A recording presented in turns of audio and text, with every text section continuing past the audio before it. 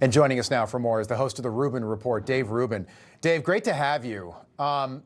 If we don't do something to stop this, where do you see this country in 10, 15 years?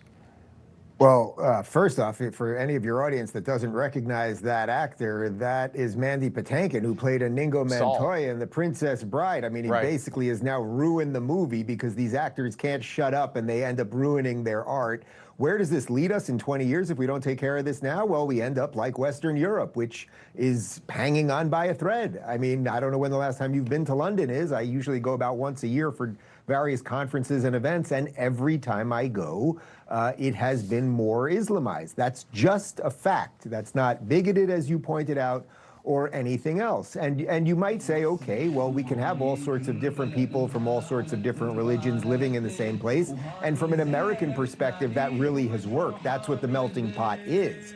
Except if you listen to the words of the Dearborn mayor that you played right there, the man that was talking to him was a Christian preacher who was pointing out that 241 American troops were killed by Hezbollah in Lebanon, and his reaction was to say, "Get out of my city." I mean, that guy, if the Democrat Party had any value at this point, they would be kicking this guy out of the party immediately. But the city has been taken over. People fully understand that now, and it will not be the only one. There are no-go zones in Europe, and we will likely have them if we don't have them already here in America. Yeah, get ready for Christmas a year from now when Mendami's mayor. Christmas lights will be offensive. You won't be able to walk your dogs in certain neighborhoods. People don't think it's real. It's already happening in other parts of the country. For anyone who thinks it's not a problem already, Greg Abbott in the state of Texas right now is working to ban a Sharia law court that's been in practice there, essentially subverting U.S. law and the U.S. courts. How crazy is that?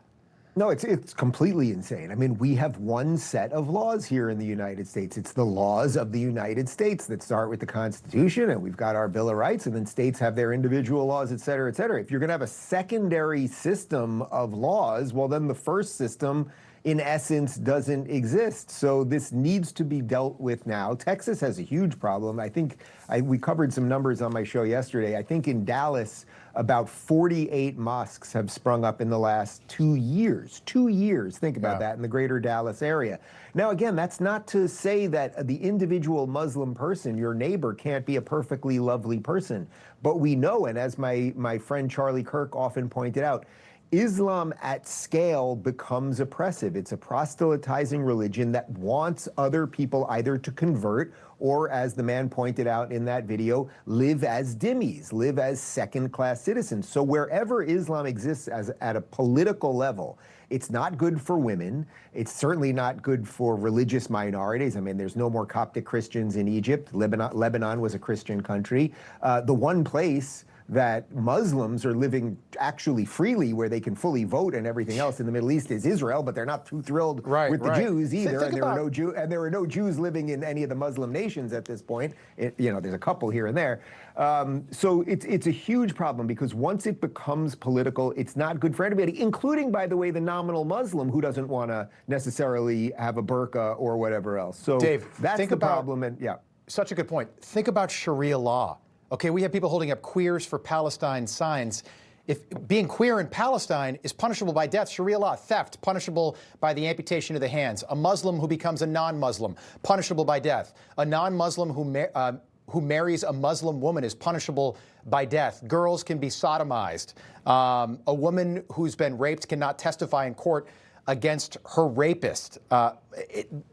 This is not congruent with Western civilization, let alone our Constitution. So my question, should the White House consider, not a Muslim ban, like during the first Trump administration, but a pause on all legal immigration from all Muslim countries? And I'll add to that, should Sharia law be banned in this country before this gets completely out of hand, which it already has, I think?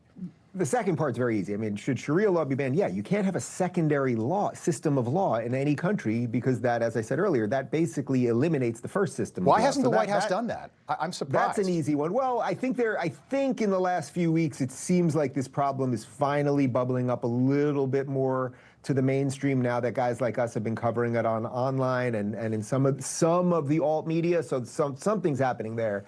As for your first question, I mean, you know, there really was never a Muslim ban because if I'm not mistaken, the 6 largest Muslim countries were not even on the original list.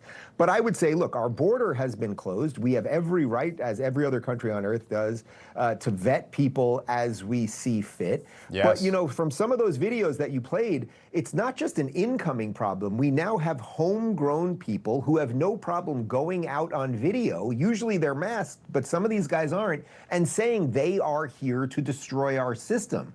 That's a problem that really, you know, it's one thing to deal with an illegal immigration problem.